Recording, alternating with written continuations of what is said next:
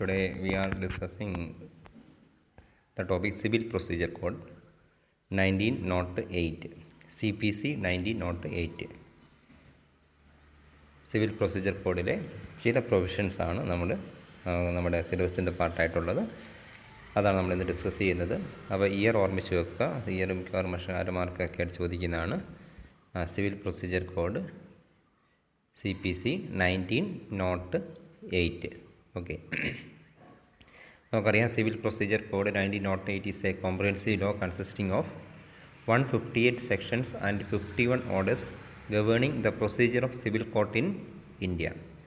Civil Procedure Code 1908 came into force on 1st January 1909.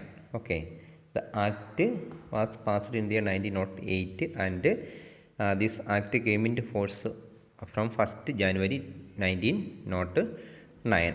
It is a comprehensive act that governs the procedure of the civil court in India. Civil procedure കോഡാണ് civil court functioning procedures mention ചെയ്യുന്ന ആക്റ്റാണ് civil procedure code. This act consist of 158 sections and 51 orders. What is CPC? CPC means the civil procedure code is a comprehensive law consisting of 158 sections and 51 orders governing the procedure of civil court in India. Civil Procedure Code came into 1908 came into force from 1st January 1909. Okay, അപ്പോൾ നമ്മൾ ഇതിൻ്റെ civil procedure code നമുക്ക് ഇതിൽ syllabus പ്രകാരം നമ്മൾ ചില provisions മാത്രമാണ് നമ്മളിതിൽ സ്റ്റഡി ചെയ്യുന്നത്.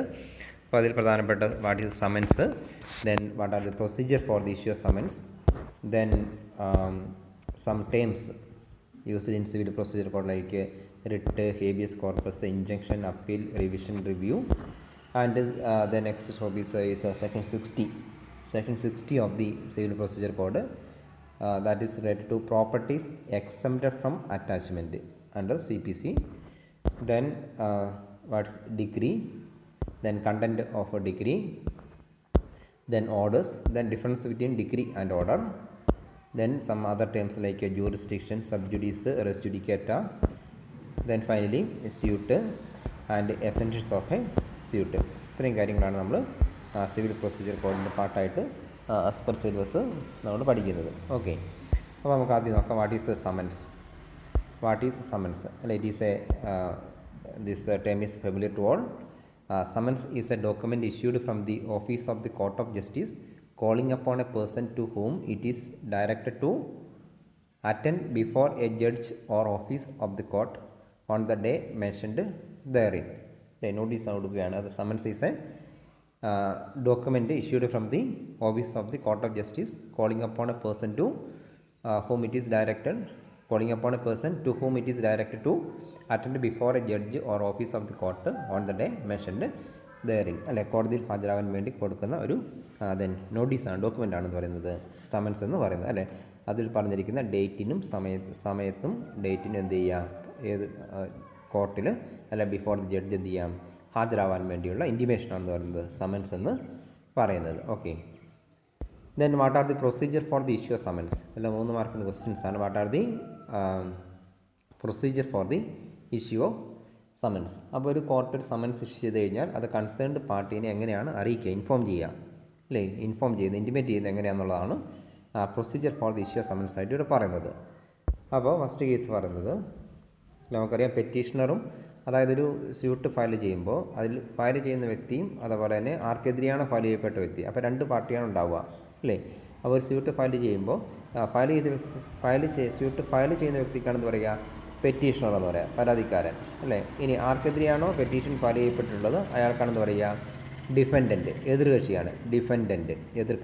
ഡിഫൻഡൻറ്റ് പരാതിക്കാരനും എതിർകക്ഷിക്കാരനാണുള്ളത്. അപ്പോൾ പെറ്റീഷണർ പരാതിക്കാരൻ, ദെൻ ഡിഫൻഡൻ്റ് ആണുള്ളത്. ഇനി അപ്പോൾ എന്ത് ചെയ്യുക, നമ്മളൊരു കോർട്ടൊരു സമൻസ് നമ്മൾ കോടതിയിൽ ഒരു കേസ് ഫയൽ ചെയ്ത് കഴിഞ്ഞാൽ എന്ത് ചെയ്യും, കോർട്ട് എന്ത് ചെയ്യും, കൺസേൺഡ് ഡിഫൻഡൻറ്റിന് എന്ത് ചെയ്യും, സമൻസ് ഇഷ്യൂ ചെയ്യും, അല്ലേ. അത് കോടതി അതിൻ്റെ നോട്ടീസ് അയക്കും. അതിലെല്ലാ ഡീറ്റെയിൽസും കേസുമായി ബന്ധപ്പെട്ടുള്ള എല്ലാ ഡീറ്റെയിൽസും പറഞ്ഞിട്ടുണ്ടാകും. നമ്മൾ എസെൻഷ്യൽസ് ഓഫ് എ സ്യൂട്ടിൽ നമ്മളത് പിന്നീട് പറയും. ഇനി അപ്പോൾ അതിലെന്താണ്, സമൻസ് ഇഷ്യൂ ചെയ്ത് കഴിഞ്ഞാൽ എങ്ങനെയാണ് ആ കൺസേൺഡ് സമൻസ് പാർട്ടീനെ ഡിഫൻഡൻറ്റിനെ ഇൻഫോം ചെയ്യിക്കുന്നത്. ഓക്കെ, ഇനി ഡിഫൻഡൻറ്റ് മാത്രമാണെന്നില്ല, വിറ്റ്നസ്സിന് സമൻസ് കൊടുക്കാം അല്ലേ. കേസ് ബന്ധപ്പെട്ട ഏത് പാർട്ടീസ് എന്ത് ചെയ്യുക, തെളിവ് ശേഖരിക്കുന്നതിന് വേണ്ടി കോടതിക്ക് എന്ത് ചെയ്യുക, സമൻസ് ഇഷ്യൂ ചെയ്ത് കോടതിയിൽ വിളിക്കാം. അപ്പോൾ if the defendant, first case നോക്കാം എങ്ങനെയാണ്. The following procedures are usually adopted in serving summons to a court of serving summons of a court of law. താഴെ പറയുന്ന പ്രൊസീജിയർ എന്ത് ചെയ്യാം, സമൻസ് ഇഷ്യൂ ചെയ്യുന്നതിന് വേണ്ടി യൂസ് ചെയ്യുക. ഒന്ന്, if the defendant is residing within the jurisdiction of the court, the summons can be served to him directly by the employee of the court. അല്ലേ, കക്ഷി ഡിഫൻഡൻറ്റ് കോടതിയുടെ പരിധിക്കുള്ളിലാണ്, പ്രവർത്തന പരിധിക്കുള്ളിലാണെങ്കിൽ എന്ത് ചെയ്യാം, കോടതിയുടെ എംപ്ലോയി വഴി നമുക്ക് എന്ത് ചെയ്യാം, സമൻസ് ഡയറക്റ്റ് കൺസേൺഡ് പാർട്ടിക്ക് കൊടുക്കാം. In case the defendant is residing within the jurisdiction of another court, the summons can be served to him by registered post. അല്ലേ, കോടതിയുടെ ഇപ്പോൾ താലൂക്കാണ്, ഇപ്പോൾ താലൂക്ക് മുനിസിപ്പൽ കോർട്ടാണെങ്കിൽ അതാണ്, ഇപ്പം ചിലപ്പോൾ താലൂക്കാവാം അല്ലെങ്കിൽ ജില്ലയാവാം, ഡിസ്ട്രിക്ട് കോർട്ട് അല്ലേ. അപ്പോൾ കാസർഗോഡ് ഡിസ്ട്രിക്ട് കോർട്ട് ജില്ലാ കോടതിയിലാണ് കേസ്, ജില്ലാ കോടതിയാണ് പിന്നെ സമൻസ് ഇഷ്യൂ ചെയ്യുന്നത്. അപ്പോൾ എന്ത് ചെയ്യാം, സമൻസ് ഇഷ്യൂ ചെയ്യുമ്പോൾ കാസർഗോഡ് ജില്ലയിൽ തന്നെ താമസക്കാരനായ വ്യക്തിയാണ് എന്ത് ചെയ്യുക, കോടതിയുടെ എംപ്ലോയി വഴി കൊടുക്കുക. ഇനി കണ്ണൂർ ജില്ലയിലാണ് താമസിക്കുന്നത്, എന്ത് ചെയ്യുക, ബൈ രജിസ്റ്റേർഡ്. കണ്ണൂർ മീൻസ് എന്താണ്, കണ്ണൂർ ഡിസ്ട്രിക്ട് കോർട്ടിൻ്റെ പരിധിയിലുള്ളിലാണ് അത് വരുന്നത്. അപ്പോൾ നമുക്ക് എന്ത് ചെയ്യാം, രജിസ്റ്റേർഡ് പോസ്റ്റിൽ എന്ത് ചെയ്യാം, സമൻസ് അയച്ചു കൊടുക്കാം. രണ്ട്, if the defendant is residing outside the jurisdiction of the court, summons can be send to him by registered post. Okay, അപ്പോൾ നമ്മൾ പറഞ്ഞു in case the defendant is residing within the jurisdiction of the another court നമ്മൾ പറഞ്ഞല്ലേ. അതുപോലെ തന്നെ if the defendant is residing outside the jurisdiction of the court, if the defendant is residing outside the jurisdiction of the court, sums can be sent to him by registered post. Okay, നമ്മൾ പറഞ്ഞതിൻ്റെ continuation തന്നെയാണ്. Then third one, in case there are more than one defendant, the summons shall be served to each one of them. ഒന്നിലധികം ആൾക്കാർ ചിലപ്പോൾ ഉണ്ടാവും, ഒന്നിലധികം ആളുകൾക്കെതിരെ ചിലപ്പോൾ suit file ചെയ്തിട്ടുണ്ടാവാം. ഒന്നിലധികം ഡിഫൻഡൻ്റ് ഉണ്ടെങ്കിൽ ഓരോരുത്തർക്കും സെപ്പറേറ്റ് സമൻസ് അയക്കണം. Then fourth one, if the suit is against an institution, the summons shall be served to the superior or manager of that institution. ഒരു സ്ഥാപനത്തിനെതിരെയുള്ള കേസാണെങ്കിൽ എന്ത് ചെയ്യുക, ആ സ്ഥാപനത്തിൻ്റെ സുപ്പീരിയർ ഓഫീസർ അല്ലെ മാനേജർക്കാണ് എന്ത് ചെയ്യേണ്ടത്, സമൻസ് കൊടുക്കേണ്ടത്. If the suit is relating to immovable property, the summons shall be served to the owner of that property. അല്ലേ, അതായത് ഇമ്മൂവബിൾ പ്രോപ്പർട്ടിക്കെതിരെയാണ് കേസിന് എന്ത് ചെയ്യുക, ആ പ്രോപ്പർട്ടിയുടെ ഓണർക്കാർക്ക് സമൻസ് കൊടുക്കേണ്ടത്. Next one, in case the defendant is not traceable or there is no authorized agent to accept the summons on behalf of the defendant, the same can be served to the eldest member residing with the defendant. അതായത് ഡിഫൻഡൻറ്റിന് നമുക്ക് summons ആർക്കെതിരെയാണോ issue ചെയ്തത്, അപ്പോൾ ആ വ്യക്തിനെ കണ്ടെത്താൻ പറ്റുന്നില്ല, അല്ലെങ്കിൽ എന്താണ്, അല്ല ആ വ്യക്തിയുടെ പേരിൽ ആ സമൻസ് കൈപ്പറ്റാൻ മറ്റൊരു ഓതറൈസ്ഡ് പേഴ്സൺ ഇല്ല എങ്കിൽ എന്ത് ചെയ്യുക, അത് ആ വ്യക്തി ആരുടെ കൂടെയാണോ താമസിക്കുന്നത് ആ വീട്ടിലെ എന്ത് ചെയ്യാം, എൽഡസ്റ്റ് മെമ്പറായുള്ള ഏറ്റവും മുതിർന്ന മെമ്പർക്ക് എന്ത് ചെയ്യുക, ഈ സമൻസ് കൊടുക്കുക. അല്ല, മുതിർന്ന മെമ്പറാണ് ഈ സമൻസ് കൈപ്പറ്റേണ്ടത്. ഓക്കെ, ആ സമൻസ് എന്ത് ചെയ്യുക, കൺസേൺഡ് ആർക്കെതിരെയാണോ സമൻസ് ചെയ്തിട്ടുള്ള അയാൾ എന്ത് ചെയ്യും, ഈ എൽഡസ്റ്റ് മെമ്പർ അത് ഇൻഫോം ചെയ്യുകയും ചെയ്യണം. Okay, next one, in case the defendant is not found or he rejected to accept the summons, the same can be served by substitute service. അല്ലേ, എന്ത് ചെയ്യുക, ഡിഫൻഡൻറ്റിനെ കണ്ടെത്താൻ പറ്റുന്നില്ല, അയാളുടെ എന്ത് ചെയ്യുക, പ്ലേസ് ഓഫ് റെസിഡൻസ് ഐഡൻറ്റിഫൈ ചെയ്യാൻ പറ്റുന്നില്ല, അതുപോലെ തന്നെ എന്ത് ചെയ്യുക, അല്ലെങ്കിൽ അയാൾ റിജക്റ്റ് ചെയ്തു, സമൻസ് സ്വീകരിക്കുന്നില്ല. അല്ല, എല്ലാ കേസിലും സമൻസ് സ്വീകരിക്കണമെന്നില്ല, സമൻസ് സ്വീകരിക്കുന്നില്ല. ആ കേസിൽ എന്ത് ചെയ്യാം, സബ്സ്റ്റിറ്റ്യൂട്ട് സർവീസ് യൂസ് ചെയ്യുക. അതായത് എന്ത് ചെയ്യുക, സമൻസ് എന്ത് ചെയ്യുക, ന്യൂസ് പേപ്പർ വഴി ഇഷ്യൂ ചെയ്യുക. അല്ലെ, published in leading news papers. അപ്പോൾ സമൻസ് ഇഷ്യൂ ചെയ്യപ്പെട്ട വ്യക്തിക്ക് എവിടെയാണോ താമസിക്കുന്നത് ആ ഏരിയയിൽ വൈഡ് സർക്കുലേഷനുള്ള ന്യൂസ് പേപ്പർ വഴി എന്ത് ചെയ്യാം, സമൻസ് ഇഷ്യൂ ചെയ്യാം. നേരിട്ട് കൊടുക്കുന്നതിന് പകരം പേപ്പർ അഡ്വർട്ടൈസ് ചെയ്യാം. Okay, summons can be served through post and through an employee of the court simultaneously. എന്ത് ചെയ്യാം, നേരിട്ടും അതോടൊപ്പം തന്നെ എന്ത് ചെയ്യാം, അതോടൊപ്പം തന്നെ പോസ്റ്റ് വഴിയും ഒരേ സമയം രണ്ട് രീതിയിലും ഒരേ സമയത്ത് തന്നെ കൊടുക്കാം. രണ്ട് രീതിയും വേണം ഒരേ സമയത്ത് തന്നെ യൂസ് ചെയ്യാം. Okay, and 9th one, in case a defendant reside outside India, the summons can be sent to him through post or through the Indian embassy in that country or through court of that country. ഇനി defendant outside ഇന്ത്യയിലാണ് താമസിക്കുന്നതെങ്കിൽ, അല്ലേ, outside ഇന്ത്യയാണ് എന്ത് ചെയ്യാം, ആ concerned പാർട്ടിക്ക് എന്ത് ചെയ്യാം, ബൈ പോസ്റ്റ് നമുക്ക് കൊടുക്കാം, അല്ലെങ്കിൽ എന്ത് ചെയ്യാം, ത്രൂ ഇന്ത്യൻ എംബസി, ആ രാജ്യത്തുള്ള ഇന്ത്യൻ എംബസി വഴി നമുക്ക് കൊടുക്കാം, അല്ലെങ്കിൽ എന്ത് ചെയ്യാം, കോർട്ട് ഓഫ് ദാറ്റ് കൺട്രി, ആ രാജ്യത്തെ കോർട്ട് വഴി നമുക്ക് എന്ത് ചെയ്യാം, ഈ സമൻസ് അയാളിലേക്ക് എത്തിക്കാം. ദെൻ 10ാമത്തേത് if the defendant is in jail the summons can be served to him through jail authorities, അല്ലേ, ഓൾറെഡി ജയിലിലുള്ള ഒരു പേഴ്സണാണ് എന്ത് ചെയ്യുക, ജയിൽ അതോറിറ്റീസ് വഴിയാണ് എന്ത് ചെയ്യേണ്ടത്, സമൻസ് കൊടുക്കേണ്ടത്.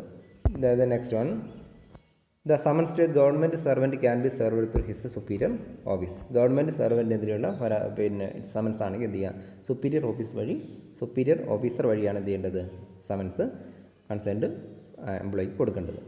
The summons to army, navy or air force personnel can be served through the respective commanding officer. Army, navy, air force person ആകുമ്പോൾ എന്ത് ചെയ്യുക, കൺസേൺഡ് കമാൻഡിംഗ് ഓഫീസർ വഴിയാണ് എന്ത് ചെയ്യുക, സമൻസ് ആ വ്യക്തിക്ക് കൊടുക്കുക. ഓക്കെ, അപ്പോൾ ഇത്രയാണ് എന്താ പറയുക, procedure for the issue of summons. Or how to serve the summons എന്ന് ചോദിച്ചു കഴിഞ്ഞാൽ what is summons and what are the procedure for the issue of summons എന്ന് എന്ത് ചെയ്യുക, ഈ കേസ് ഓർമ്മിച്ച് വെക്കുക. ഇനി some terms. First one is writ. Writ means a legal document which begins an action in the High Court or in the Supreme Court for the enforcement of fundamental right guaranteed by the Indian Constitution.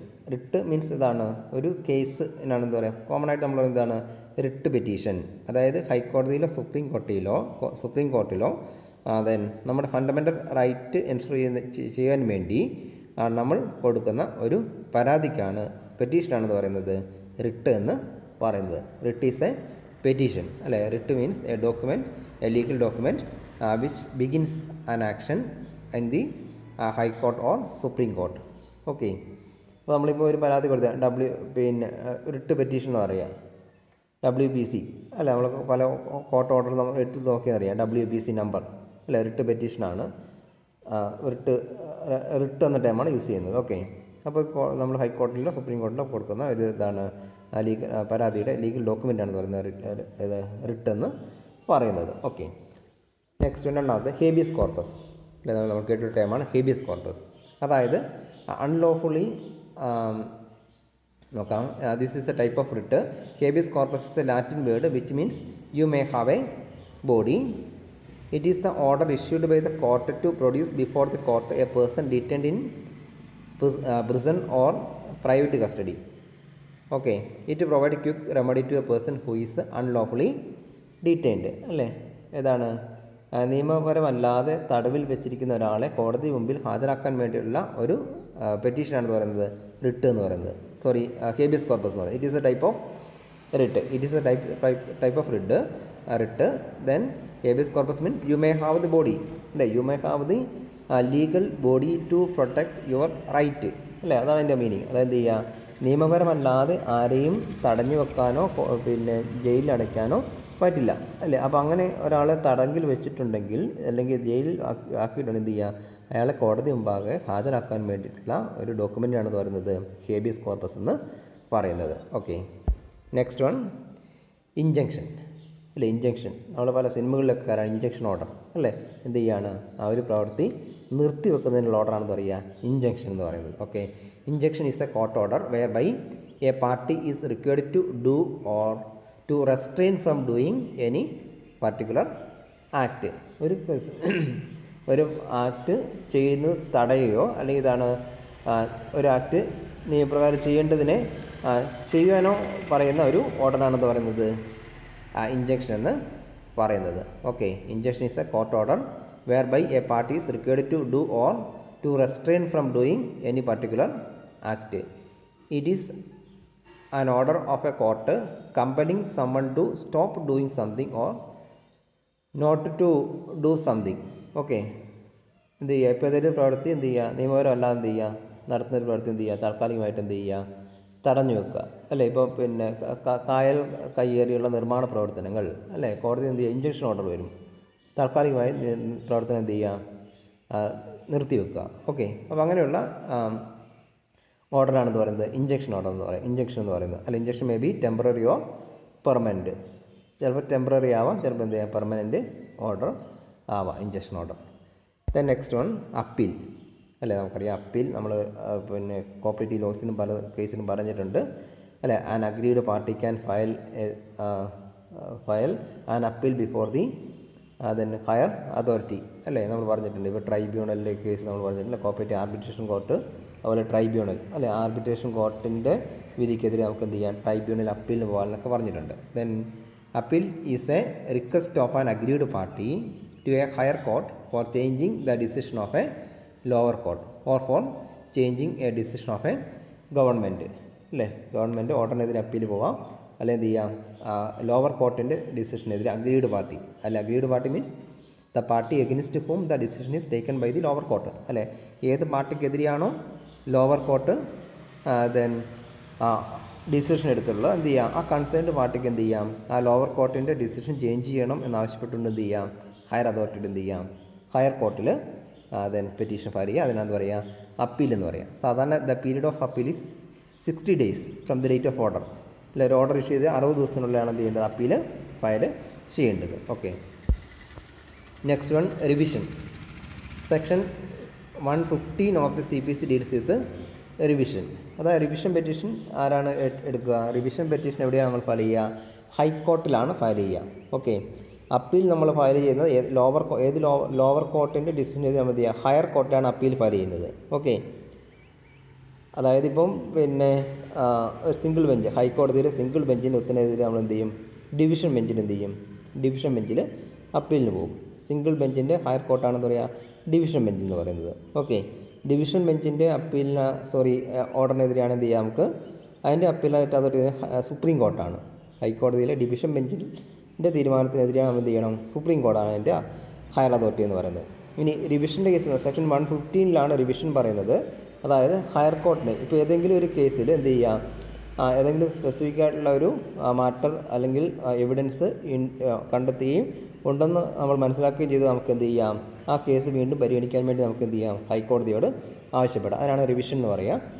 The high court may call for the records of any case which has been decided by any lower court and in which no appeal lies അല്ലെ. Appeal period കഴിഞ്ഞ അല്ലെ appeal പിന്നെ സാധ്യതയില്ലാത്ത ഏതെങ്കിലും കേസിൽ എന്ത് ചെയ്യാം, ഹൈക്കോർട്ടിന് എന്ത് ചെയ്യാം, റിവിഷൻ പെറ്റീഷൻ സ്വീകരിക്കാം. ഓക്കെ.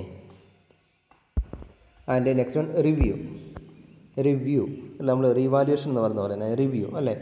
ഒരു കോടതിയുടെ വിധിക്കെതിരെ അതേ കോടതിയിൽ തന്നെ എന്ത് ചെയ്യാം, ഒന്നും കൂടെ പുനർവിചിന്തനം ചെയ്യണം എന്നാവശ്യപ്പെട്ട് നമുക്ക് എന്ത് ചെയ്യാം, ഒരു പെറ്റീഷൻ കൊടുക്കാം. അതിനെന്താ പറയുക, റിവ്യൂ എന്ന് പറയുക. സെക്ഷൻ 114 പറയുന്നത്. Section 114 of the CPC deals with review. Review means judicial re examination of the case by the same court. അതേ കോർട്ടിൽ തന്നെ എന്ത് ചെയ്യുക, റിവ്യൂ പെറ്റീഷൻ. ഇപ്പോൾ ഒരു കോർട്ടിൽ അപ്പോൾ ഹൈക്കോടതിയുടെ സിംഗിൾ ബെഞ്ചിൽ എന്ത് ചെയ്യുക, ആ ഒരു കേസ് ഫയൽ ചെയ്തു. ആ സിംഗിൾ ബെഞ്ച് ആ കേസിൻ്റെ ഡിഗ്രിക്കാണ് വിധി എന്ന് പറയാം, വിധി പ്രഖ്യാപിച്ചു, ഡിഗ്രി ഓർഡർ ചെയ്തു അല്ലേ, വിധി പ്രസ്താവിച്ചു.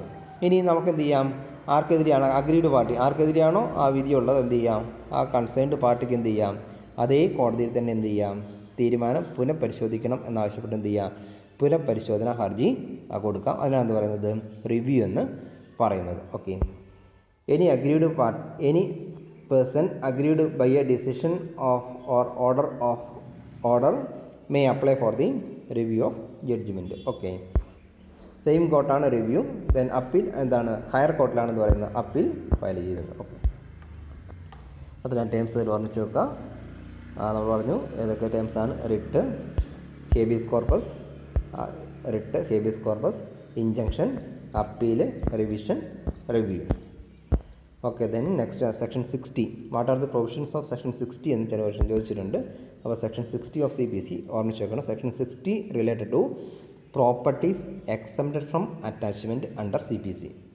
അതായത് നമുക്ക് കോടതി ചിലവ് എന്ത് ചെയ്യാം, പ്രോപ്പർട്ടി അറ്റാച്ച് ചെയ്ത് അല്ലേ, സെയിൽ ചെയ്ത് കൺസേൺഡ് പാർട്ടിക്ക് നഷ്ടപരിഹാരം കൊടുക്കാൻ ചിലപ്പോൾ എന്ത് ചെയ്യാം, കോടതി വിധി പ്രഖ്യാപിക്കാം അല്ലേ. പ്രോപ്പർട്ടി അറ്റാച്ച് ചെയ്തിട്ട് എന്ത് ചെയ്യണം, കേസ് എന്ത് ചെയ്യുക, കൺസേൺഡ് പാർട്ടി കോമ്പൻസേഷൻ നഷ്ടപരിഹാരം കോമ്പൻസേഷൻ കൊടുക്കണം. അപ്പോൾ അങ്ങനെ ഒരു സിവിൽ കോർട്ടിൻ്റെ ദെൻ അറ്റാച്ച്മെൻറ്റ് ഓർഡർ ഇടുമ്പോൾ എല്ലാ പ്രോപ്പർട്ടീസും അറ്റാച്ച്മെൻറ്റ് ചെയ്യാൻ പറ്റുന്നതല്ല.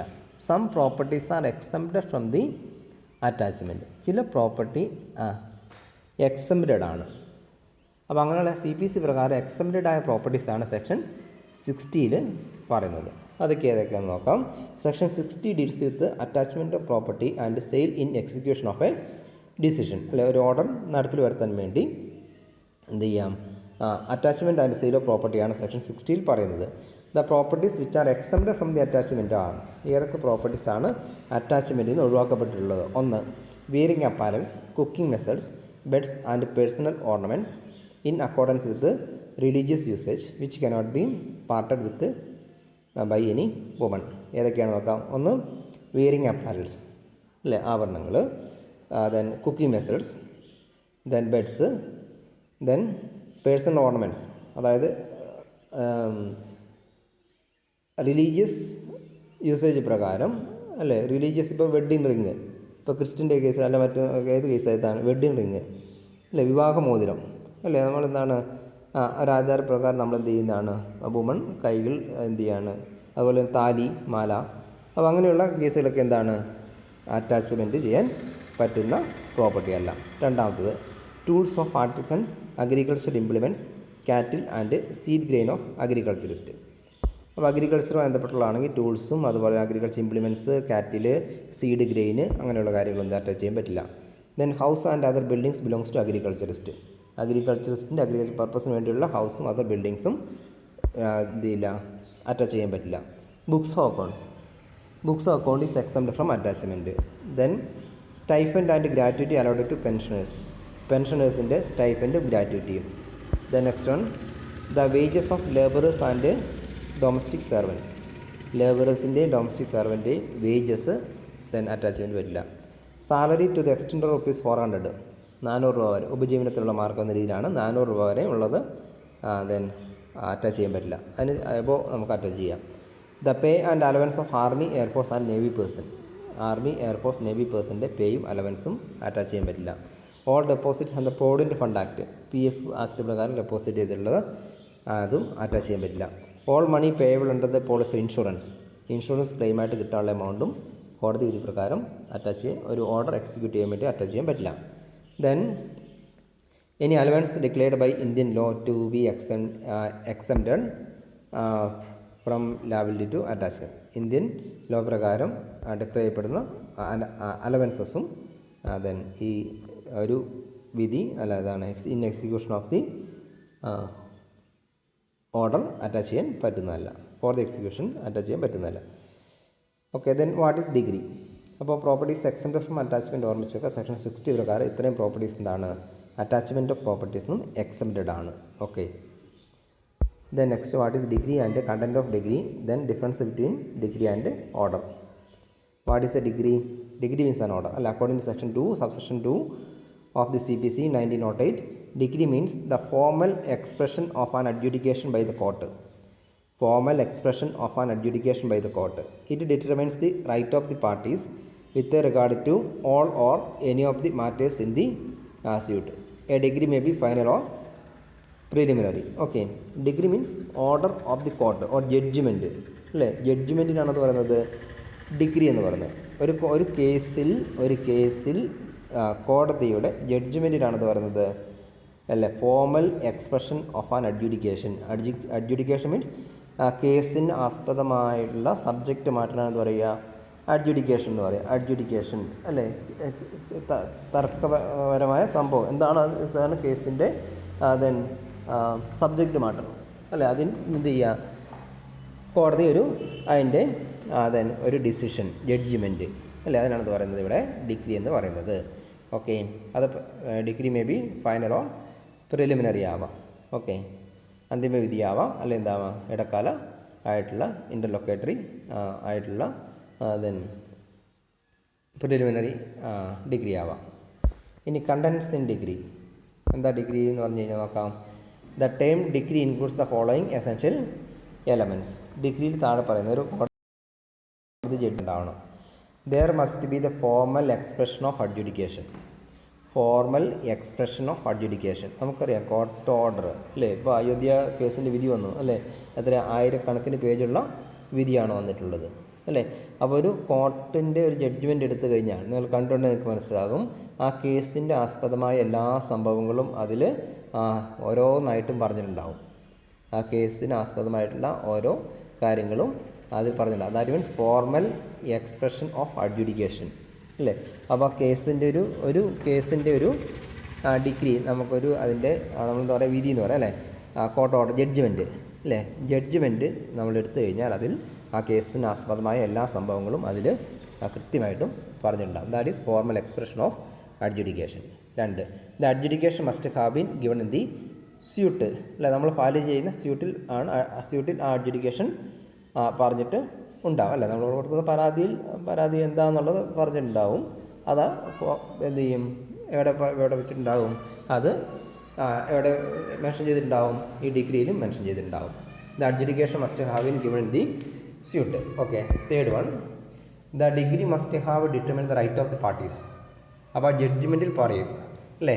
പെറ്റീഷണറും ഉണ്ട് ഡിഫെൻഡൻറ്റും ഉണ്ട് അല്ലേ. അപ്പോൾ പെറ്റീഷണർ ഒരു കാര്യം സാധിച്ചു കിട്ടാൻ വേണ്ടി അല്ലെ അനുകൂലമായി ലഭിക്കാൻ വേണ്ടിയിട്ടുള്ളതാണ്. അപ്പോൾ എന്താണ് ജഡ്ജ്മെൻറ്റ് എന്നുള്ള സ്പെസിഫിക് ആയിട്ട് അതിൽ പറഞ്ഞ റൈറ്റ് ഓഫ് ദി പാർട്ടീസ്. പെറ്റീഷണർക്ക് ഇന്ന കാര്യങ്ങൾ ചെയ്യാം അല്ലേ. ഇന്നതാണ് പെറ്റീഷണർക്ക്. അല്ലെങ്കിൽ കോമ്പൻസേഷൻ ആണെങ്കിൽ പെറ്റീഷൻ ഇത്ര എമൗണ്ട് കോമ്പൻസേഷൻ കൊടുക്കണം അല്ലേ. അപ്പോൾ അല്ലെങ്കിൽ മറ്റേതെങ്കിലും അനുകൂലം ലഭിക്കേണ്ടതാണെങ്കിൽ ഇനിയാൾക്ക് എന്ത് ചെയ്യണം, കിട്ടണം എന്നുള്ളതാണ് എന്ത് ചെയ്യുക. Right of the parties must be given in the suit. The degree must have determined the right of the parties. Okay. And നാലാമത്തത്, such a determination must be of a conclusive in nature. Specific ആയിരിക്കണം അല്ലേ. Conclusive in nature അല്ലേ. അതായത് വീണ്ടും ഒരു തർക്കത്തിന് ഇടവരുത്തുന്നതായിരിക്കില്ല. എന്ത് ചെയ്യുക, should do something അല്ലേ. എന്താണ്, സ്പെസിഫിക് ആയിരിക്കണം ഏത് judgment. Conclusive in nature. The judgment should be conclusive in nature. Okay. And അപ്പോൾ what is degree and what are the contents of decree ഓർമ്മിച്ച് വെക്കുക. Then what is order. Order means the formal expression of any decision of the civil court which is not a decree. Order may be appealable orders and interlocutory orders. അപ്പോൾ ഡിഗ്രിയും ഓർഡറും വ്യത്യസ്തമാണ്. പിന്നെ order എന്താണ്, ഒന്ന് ഉത്തരവ് ജഡ്ജ്മെൻ്റ് ആണ് അല്ലേ. ഡിഗ്രി മീൻസ് ജഡ്ജ്മെൻ്റ് ആണ്. ഓർഡർ എന്ന് പറയുന്നതാണ്, it is a formal expression of any decision of the court which is not based on a suit. അല്ല, കോടതിയുടെ ഉത്തരവാണ് അല്ലേ. അത് ഏത് കേസുമായി ബന്ധപ്പെട്ടാവണമെന്നില്ല. കോമൺ ആയിട്ട് കോടതിക്ക് എന്ത് ചെയ്യാം, ആ ഉത്തരവുകൾ ഇടാം അല്ലേ. കേസുമായി ജഡ്ജ്മെൻറ്റ് എപ്പോഴും ഡിഗ്രി എപ്പോഴും എന്താണ്, on the base of a സ്യൂട്ടായിരിക്കും. ഏതെങ്കിലും സ്യൂട്ടിൻ്റെ ആസ്പദമായിട്ടാണ് എന്ത് ചെയ്യുക, ജഡ്ജ്മെൻറ്റ് വരിക. പക്ഷേ ഓർഡർ എന്ത് ചെയ്യാം, കോടതിക്ക് സ്വമേധ എന്ത് ചെയ്യാം, ഓർഡർ ഇഷ്യൂ ചെയ്യാം. Then which need not based on a suit. ഏതെങ്കിലും സ്യൂട്ടിന് ആസ്പദമായിട്ട് ആവണമെന്നില്ല. ഓക്കെ. ഓർഡർ രണ്ട് രീതിയിലാവും. ഒന്ന് അപ്പീലബിൾ ഓർഡേഴ്സും ഉണ്ട്, ഇൻ്റർലൊക്കേറ്ററി ഓർഡേഴ്സും ഉണ്ട്. അപ്പീലബിൾ ഓർഡേഴ്സും ഉണ്ട്, ഇൻ്റർലൊക്കേറ്ററി ഓർഡേഴ്സും ഉണ്ട്. ഓക്കെ. ഇനി difference between degree and order മിക്കവാറും വർഷങ്ങൾ ചോദിക്കുന്നതാണ്. ഇത് പല ചോദ്യം മാറി ചോദിക്കുന്നതാണ്. ഓരോ ഹെഡിങ് മാറി ചോദിക്കുന്നതാണ്. സമൻസ് ചോദിക്കുന്നതാണ്. ഈ procedure for the issue summons. അതുപോലെ തന്നെ പ്രോപ്പർട്ടീസ് എക്സംപ്ഷൻ അറ്റാച്ച്മെൻറ്റ് സെക്ഷൻ 60 ചോദിക്കുന്നതാണ്. അതുപോലെ തന്നെ difference between degree, what is degree and what are the contents of degree ചോദിക്കുന്നതാണ് 3 മാർക്കിന്. അതുപോലെ തന്നെ what are the difference between degree and order കഴിഞ്ഞ വർഷം പോലും ചോദിച്ചതാണ്. Difference between degree and order അത് അങ്ങനെ തന്നെ പഠിക്കണം. 6 പോയിൻറ്റ്സേ ഉള്ളൂ. അപ്പോൾ അതിൽ ഫസ്റ്റ് നോക്കാം. ഡിഗ്രിയിൽ പറഞ്ഞ് എവരി ഡിഗ്രി ഈസ് അപ്പീലബിൾ. എന്ത് ചെയ്യുക, ഡിഗ്രി അപ്പീൽ ചെയ്യാൻ പറ്റുന്നതാണ്, അപ്പീലബിൾ ആണ്. Orders are not appealable except orders under section 104. Section 104 പ്രകാരം കോർട്ട് ഇഷ്യൂ ചെയ്യുന്ന ഓർഡർ അപ്പീലബിൾ ആണ്. മറ്റു ഓർഡേഴ്സ് ഒന്നും അപ്പീലബിൾ അല്ല. 2, a second appeal is allowed to the high court if there is some substantial question of law. നമ്മൾ പറഞ്ഞാൽ revision. ഹൈക്കോടതി നമുക്ക് എന്ത് ചെയ്യാം, അപ്പീലും പരാജയപ്പെട്ടു കഴിഞ്ഞാൽ നമുക്ക് എന്ത് ചെയ്യാം, ഹൈക്കോടതി ഒരു റിവിഷൻ സെക്കൻഡ് അപ്പീൽ ഫയൽ ചെയ്യാം. റിവിഷൻ ഉണ്ട്. ഏതാണ്, if there is any some substantial question of law then no second appeal lies at all even in case of appealable ഓർഡേഴ്സിൻ്റെ കേസിലാണ്. അപ്പീലബിൾ ഓർഡേഴ്സിൻ്റെ കേസിൽ സെക്കൻഡ് അപ്പീൽ അലൗബിൾ അല്ല. 3, a degree may be preliminary or final. Then ഇനി ഓർഡേഴ്സിൻ്റെ കേസിൽ അങ്ങനെ ഒരു ഡിസ്റ്റിങ്ഷൻ ഇല്ല. There is no such distinction in an order. Then fourth one, a degree originate from a suit by presenting a plaint അല്ലേ, നമ്മൾ പരാതി പ്ലെയിൻറ്റ് എന്ന് പറയുക, പെറ്റീഷന് പ്ലെയിൻറ്റ് എന്നാണ് പറയുക അല്ലേ.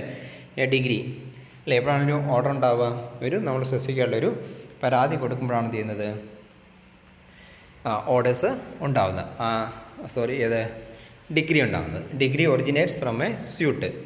Then an order may not necessarily from a suit. ഒരു സ്യൂട്ടിൻ്റെ ബേസിലാവണമെന്നില്ല ഓർഡർ. കോടതിക്ക് എന്ത് ചെയ്യാം, സ്വമേധയാ പൊതുവായ താല്പര്യത്തിൽ എന്ത് ചെയ്യാം, ഓർഡർ ഇഷ്യൂ ചെയ്യാം. And fifth one, a degree is an adjudication which determines the right of the parties. Okay, നമ്മൾ ഓൾറെഡി പറഞ്ഞു a degree is an adjudication which determines the right of the parties അല്ലേ. കേസിന് ആസ്പദമായ subject matter adjudication അവിടെ ഉണ്ടാവും. Then that will ultimately determines the right of the petitioner as well as the defendant. Then an order, next one, order is എന്താ പറയുന്നത്, an order may not determines the right of the parties. Order എന്തായിരിക്കും, ഒരിക്കലും പിന്നെ specific to a person ആയിരിക്കില്ല, common ആയിരിക്കും അല്ലേ. Okay, last one, in every suit there may at the most 2 degree, 1 preliminary and other final അല്ലേ. ഒരു സ്യൂട്ടിൻ്റെ കേസിൽ അതാണ് ഒരു പ്രിലിമിനറി ഓർഡർ ഡിഗ്രി ഉണ്ടാവും, അതുപോലെ ലാസ്റ്റ് ഫൈനൽ 2 ഓർഡേഴ്സാണ് മാക്സിമം ഉണ്ടാവുക. And there is no restriction as to the number of orders that may be pass. ഓർഡേഴ്സിൻ്റെ കേസിൽ എത്ര എന്നുള്ള ഇതാണ്, ഒരു ലിമിറ്റേഷൻ ഇല്ല, റെസ്ട്രിക്ഷൻ ഇല്ല, എത്ര ഓർഡേഴ്സും ആവാം.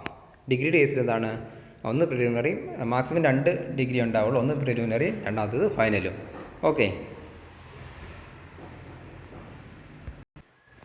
ഓക്കെ ദെൻ നെക്സ്റ്റ് ചില ടേംസ് കൂടെയാണ് അതിൽ പറയുന്നത്. Jurisdiction, sub judice, res judicata. Okay, അപ്പോൾ അതിൽ വാട്ട് ഈസ് ജൂറിസ്ഡിക്ഷൻ നോക്കാം. ജൂറിസ്ഡിക്ഷൻ നമുക്കറിയാം പ്രവർത്തന പരിധിയാണ് അല്ലേ. അതായത് ഒരു കോടതിയുടെ പ്രവർത്തന പരിധിക്കാണെന്ന് പറയുന്നത് ജൂറിസ്ഡിക്ഷൻ എന്ന് പറയുക. നമുക്കറിയാം പ്രവർത്തന പരിധി. ഇപ്പോൾ ഡിസ്ട്രിക്ട് കോർട്ടാകുമ്പോൾ ഒരു ജില്ലയാണ് അതിൻ്റെ ജൂറിസ്ഡിക്ഷൻ എന്ന് പറയുന്നത്. ഇനി ഹൈക്കോർട്ട് അല്ലേ, ഒരു സ്റ്റേറ്റാണ് ഹൈക്കോർട്ടിൻ്റെ ജൂറിസ്ഡിക്ഷൻ. സുപ്രീം കോർട്ട് നമുക്ക് ഓൾ ഇന്ത്യയാണ്, നമുക്ക് ജൂറിസ്ഡിക്ഷൻ എന്നറിയാം. ഓക്കെ, അപ്പോൾ jurisdiction is the legal term which is used to mention the extent of power of the court to exercise the suit, appeal and applications അല്ലേ. ഒരു കോടതിക്ക് അതിൻ്റെ പ്രവർത്തനം പവർ പിന്നെ യൂസ് ചെയ്യാൻ പറ്റുന്ന പ്രവർത്തന പരിധിക്കാണെന്ന് പറയുന്നത് ജൂറിസ്ഡിക്ഷൻ എന്ന് പറയുന്നത്. ഓക്കെ, ദെൻ രണ്ടാമത്തേത് sub judice. Okay, then sub ജുഡീസിൽ the word sub judice means before a judge or a court. Sub judice means before a judge or court. അതായത് sub judice means a suit not judicial decided. കോടതിയുടെ മുമ്പിൽ പെൻഡിങ്ങിലുള്ള കേസിനാണെന്ന് പറയുക. അതിൻ്റെ legal terms ആണെന്ന് പറയുക sub judice എന്ന് പറയുക. Before the court, that means not yet judicially decided. Not yet judicially decided, ഇതാണ് വിധി വരാത്ത കേസ്, കോടതിയുടെ പരിഗണനയിലുള്ള കേസുകൾക്കാണ് പറയുന്നത് സബ് ജുഡീസ് എന്ന് പറയുന്നത്. ഇനി res judicata, next time res ജുഡിക്കേറ്റയാണ്. Res judicata means a matter finally decided on its matters by a court having jurisdiction. അതായത് കോടതി തീർപ്പ് കൽപ്പിച്ച കേസുകൾക്കാണെന്ന് പറയുന്നത് റെസ് ജുഡിക്കേറ്റ എന്ന് പറയുന്നത്. Res judicata means a matter finally decided on its merits by a court having jurisdiction and not subject to litigation against between the same party അല്ലേ. അന്തിമ വിധി പ്രഖ്യാപിച്ചുള്ള ഫൈനൽ ഓർഡർ ഇഷ്യൂ ചെയ്തിട്ടുള്ള കേസുകൾക്കാണെന്ന് പറയുന്നത് റെസ് ജുഡിക്കേറ്റ എന്ന് പറയുന്നത്. Okay, ഇനി ഒരു terms കൂടിയാണ് നമുക്കിതിലുള്ളത്. What is suit and what are the essentials of a suit. Okay, suit, what is suit? Suit is the matter in issue instituted in the court of law അല്ലേ. നമ്മൾ കോടതിയിൽ file ചെയ്യുന്ന മാറ്ററിനാണെന്ന് പറയുന്നത് suit എന്ന് പറയുന്നത്, കേസിനാണെന്ന് പറയുന്നത് സ്യൂട്ട് എന്ന് പറയുന്നത്. Suit is a matter in issue instituted in the court of law. Matter in issue അല്ലേ, ഒരു തർക്കം ആണല്ലോ. നമ്മുടെ ഇവിടെ കോർപ്പറേഷൻ്റെ കേസ് നമ്മൾ പറഞ്ഞ പോലെ തന്നെ അല്ലേ, ആർബിട്രേഷൻ്റെ കേസിൽ അല്ലേ ഡിസ്പ്യൂട്ട് അല്ലേ, ഡിസ്പ്യൂട്ട് നമ്മൾ പറഞ്ഞല്ലോ അല്ലേ, issue. Here suit is a matter in issue instituted in the, instituted means filed അല്ലേ, in the court of law. A formal complaint filed before a civil court is called plaint അല്ലേ, നമ്മൾ case എന്ന് പറയാം അല്ലേ, plaint PLAINT plaint. A formal complaint filed before a civil court is called plaint. നമ്മൾ case എന്ന് പറയുന്നത്. The complainant is called petitioner or plaintiff അല്ലേ. ആരാണോ കേസ് ഫയൽ ചെയ്യുന്നത്, കംപ്ലൈൻറ്റ് ഫയൽ ചെയ്യുന്നത്, അയാൾ കംപ്ലൈനൻറ്റ് അല്ലേ, അയാൾക്ക് നമുക്ക് കംപ്ലൈനൻറ്റ് അല്ല പെറ്റീഷണർ എന്ന് പറയും. പെറ്റീഷണർ ഓർ പ്ലെയിൻറ്റിഫ് എന്ന് പറയും.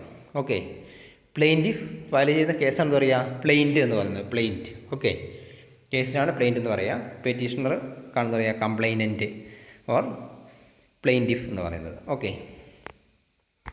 ഇനി what are the essentials of a suit? There are 4 essentials of a suit. ഒരു സ്യൂട്ടിന് 4 എസെൻഷ്യൽസ് ഉണ്ട്.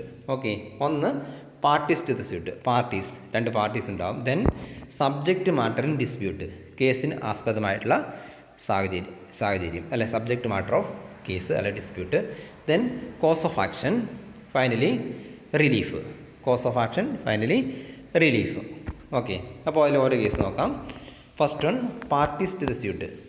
In a civil suit, the presence of both the plaintiff who file the suit and the defendant who ഈ suit is necessary. 2 party ഉണ്ടാവണം. ഒന്നെന്താണ്, case file ചെയ്യുന്നയാൾ, അയാളാണ് petitioner, അയാൾക്ക് plaintiff എന്ന് പറയും. ഇനി ആർക്കെതിരെയാണോ അല്ലേ, ഹു ഈസ് സ്യൂഡ് അല്ലേ, ആർക്കെതിരെയാണോ കേസ് കൊടുത്ത് അയാൾ എന്ത് പറയും, അയാൾക്ക് എന്ത് പറയും, ഡിഫൻഡൻ്റ് എന്ന് പറയും. Okay, in each case there are 2 categories. ഈ 2 കേസിൽ എന്താണ്, 2 കാറ്റഗറീസ് ഉണ്ട്. First one is necessary party and other is proper party. അപ്പോൾ 2 പാർട്ടീസാണോ, ഒന്ന് നെസസറി പാർട്ടിയും രണ്ടാമത്തത് പ്രോപ്പർ പാർട്ടിയും. A necessary party is one whose presence is indispensable to constitution of the suit, against whom the relief is sought and without whom no effective orders can be passed. അല്ലേ, ഇതിൽ 2 parties ഉണ്ട്. ഒന്ന് necessary പാർട്ടിയും ഒന്ന് proper പാർട്ടിയാണ്. അപ്പോൾ necessary party മസ്റ്റാണ് അല്ലേ, ആർക്കാണോ റിലീഫ് വേണ്ടത് അയാൾക്കാണ് എന്ത് പറയുന്നത്, നെസസറി പാർട്ടി എന്ന് പറയുന്നത്. നമുക്ക് വേണമെങ്കിൽ എന്ത് പറയാം, പ്ലെയിൻറ്റിഫ്, പെറ്റീഷണർ അല്ലേ. ഞാനിപ്പോൾ ഒരു പരാതി കൊടുക്കുന്നുണ്ടെങ്കിൽ എന്താണ്, എനിക്ക് അനുകൂലമായിട്ടുള്ള എന്തെങ്കിലും ലഭിക്കാൻ വേണ്ടിയിട്ടാണ് അല്ലേ, റിലീഫ് ലഭിക്കാൻ വേണ്ടിയിട്ടാണ്, ഓർഡർ ലഭിക്കാൻ വേണ്ടിയിട്ടാണ് എന്ത് ചെയ്യുന്നത്, ഞാൻ പെറ്റീഷൻ ഫയൽ ചെയ്യുന്നത്. അപ്പോൾ ഒരു പെറ്റീഷണർ ഉണ്ടാവണം എന്നുള്ളത് മസ്റ്റാണ് അല്ലേ. That is necessary party. Okay, a proper party is one in whose absence and effective orders can be passed. എന്ത് ചെയ്യുക, രണ്ടാമത്തെ എന്താ പറയുന്നത്, എ പ്രോപ്പർ പാർട്ടി എന്ന് പറയുക. പ്രോപ്പർ പാർട്ടിയുടെ ആബ്സെൻസിലും നമുക്ക് എന്ത് ചെയ്യാം, ഇഫക്റ്റീവ് ഓർഡേഴ്സ് എന്ത് ചെയ്യാം, കോടതിക്ക് തീരുമാനം എടുക്കാം. But whose presence is necessary for a complete and final decision on the question involve in the proceedings അല്ലേ. ഇപ്പോൾ നമുക്ക് ഡിഫൻഡൻറ്റിന് ഇപ്പോൾ പെറ്റീഷണർ കേസ് ഫയൽ ചെയ്തു, കോടതി ഡിഫൻഡൻറ്റിനെ സമൻസ് അയച്ചു. ഇനി ഡിഫൻഡൻറ്റ് കോടതിയിൽ ഹാജരാവുന്നില്ല അല്ലേ, പെറ്റീഷണർ മാത്രമേ, പെറ്റീഷണറുടെ പാർട്ടിൽ നിന്നുള്ള വക്കീൽ മാത്രമേ ഉള്ളൂ, ഡിഫൻഡൻറ്റ് പാർട്ടിയിൽ നിന്ന് എന്ത് ചെയ്യുന്നില്ല, കോടതിയിൽ ഹാജരാവുന്നില്ല എങ്കിലും അല്ലേ, പ്രോപ്പർ നെസസറി പാർട്ടി ഉണ്ട്, തീരുമാനം എടുക്കാം. ഇനി പ്രോപ്പർ പാർട്ടിയുടെ ആബ്സെൻസിന് നമുക്ക് എന്ത് ചെയ്യാം, കോടതിക്ക് തീരുമാനങ്ങൾ എടുക്കാം അല്ലേ. എതിർകക്ഷി ദെൻ ഹാജരായില്ലെങ്കിലും എന്ത് ചെയ്യാം, കോടതിക്ക് ഡിസിഷൻ എടുക്കാം. പക്ഷേ ആ ഡിസിഷൻ കംപ്ലീറ്റ് ആവണം എന്ത് ചെയ്യണം അല്ലേ, അത് ടെമ്പററി ഡിസിഷൻ ആയിരിക്കും. എന്ത് ചെയ്യണം, ഫൈനൽ ഡിസിഷൻ എടുക്കണം. എന്ത് ചെയ്യണം, 2 പാർട്ടിയും ഉണ്ടായെങ്കിൽ മാത്രമേ ഫൈനൽ ഡിസിഷൻ എടുക്കാൻ പറ്റുകയുള്ളൂ. ഓക്കെ, അപ്പോൾ 2 പാർട്ടീസ് ഉണ്ടാവണം, ഫസ്റ്റ് കണ്ടീഷൻ. ദെൻ രണ്ടാമത്തത് സബ്ജക്റ്റ് മാറ്റർ ഇൻ ഡിസ്പ്യൂട്ട് അല്ലേ, കേസിന് ആസ്പദമായുള്ള, ഡിസ്പ്യൂട്ടിന് ആസ്പദമായുള്ള സംഭവം, അതിനാണ് സബ്ജക്റ്റ് മാറ്റർ ഇൻ ഡിസ്പ്യൂട്ട്. അപ്പോൾ എന്താ പറയുക, രണ്ടാമത്തെ എസെൻഷ്യലാണ് subject matter in dispute. Subject matter means the bundle of facts which have to be proved in order to entitle the plaintiff to the relief claimed by him. This term includes the cause of action. The subject matter in dispute എന്ന് പറയുന്നത് എന്താണ്, the factor in dispute is known as subject matter of dispute. Okay, കേസിന് ആസ്പദമായുള്ള സംഭവങ്ങൾ സാഹചര്യങ്ങൾ എന്ന് പറയുന്നത് subject matter of dispute എന്ന് പറയുക. ദെൻ ദിസ് ടൈം ഇൻക്ലൂഡ് അതിലേതും വരുന്ന കോസ് ഓഫ് ആക്ഷൻ വരുന്നുണ്ട്, അടുത്ത ടൈമിലേക്ക് നമ്മൾ പറയുന്നുണ്ട്. അപ്പോൾ നെക്സ്റ്റ് നോക്കാം, cause of action. Cause of action may be defined as a bundle of essential facts which is necessary for the plaintiff to prove before he can succeed. Okay, cause of action may be defined as a bundle of essential fact which is necessary for plaintiff to prove before the before he can succeed. A cause of action is the foundation of a suit. അല്ലേ? Cause of action അതായത് ഒരു പിന്നെ നെസറി പാർട്ടിക്ക്, അതായത് പ്ലെയിൻറ്റിഫിന് അതായത് പെറ്റീഷണർക്ക്, അല്ലേ? പെറ്റീഷണർക്ക് ദെൻ ഫയൽ ചെയ്യുന്ന പെറ്റീഷണർ പ്രസൻറ്റ് ചെയ്യുന്ന എസെൻഷ്യൽ ഫാക്റ്റ്, അല്ലേ? അതിനാണെന്ന് പറയുന്നത് cause of action. A cause of action is the foundation of a suit. It must be antecedent to the institution of a suit and on the basis of it the suit must have been filed. അല്ലേ? Subject മാറ്ററിൻ്റെ ഉള്ളിൽ ഉൾപ്പെടുന്നതാണ്. അവ എന്താണോ, ഏത് specific action അല്ലെങ്കിൽ ഏത് specific matter ആണോ കേസിലേക്ക് ലീഡ് ചെയ്ത് അതിനെന്ത് പറയുന്നത് കോസ് ഓഫ് ആക്ഷൻ, ആക്ഷന് കാരണമായ സംഭവം, cause of action. Okay, it must be the antecedent to the institution of the suit and on the basis of it the suit must have been filed. Every fact constituting the cause of action should be set out in clear terms. Okay, അപ്പോൾ cause of action വരുന്ന കാര്യങ്ങൾ specific ആയിട്ട് പറഞ്ഞിട്ടുണ്ടാവണം. If a plaint does not disclose a cause of action the court will reject the plaint. അല്ലേ? Cause of action പെറ്റീഷനിൽ പറഞ്ഞിട്ടില്ല എങ്കിൽ കോടതി അത് കേസ് പരിഗണിക്കില്ല. ഓക്കെ, ആൻഡ് ഫൈനലി നാലാമത്താണ് relief. Relief is the legal remedy for the wrong. Relief ഏതാണ്? ഡിസിഷനാണ്, കോർട്ട് ഡിസിഷനാണെന്ന് പറയുന്നത് റിലീഫ് എന്ന് പറയുന്നത്. Legal remedy for the wrong. Every suit shall as far as practicable be framed for final decision upon the subject in dispute and to prevent further litigation concerning them. അല്ലേ? ഇപ്പോൾ ഏത് suit ആണെങ്കിലും അതിൻ്റെ then cause of action, subject matter of litigation എന്ത് ചെയ്യാണ്? Cause of action subject in dispute എന്ത് ചെയ്യണം? കോടതി ഫോർമലി അതിൻ്റെ തീരുമാനം പറയും. ദെൻ വീണ്ടും അതിലൊരു ഡിസ്പ്യൂട്ട് ലിറ്റിഗേഷൻ ഉണ്ടാവാത്ത രീതിയിലുള്ള ഒരു ഡിസിഷൻ വരും. ആ ഡിസിഷനാണെന്ന് പറയുന്നത് റിലീഫ് എന്ന് പറയുന്നത്. Okay, these are the 4 essential elements of a suit. Okay, അത്രയും കാര്യങ്ങൾ പഠിച്ചു വെക്കാം.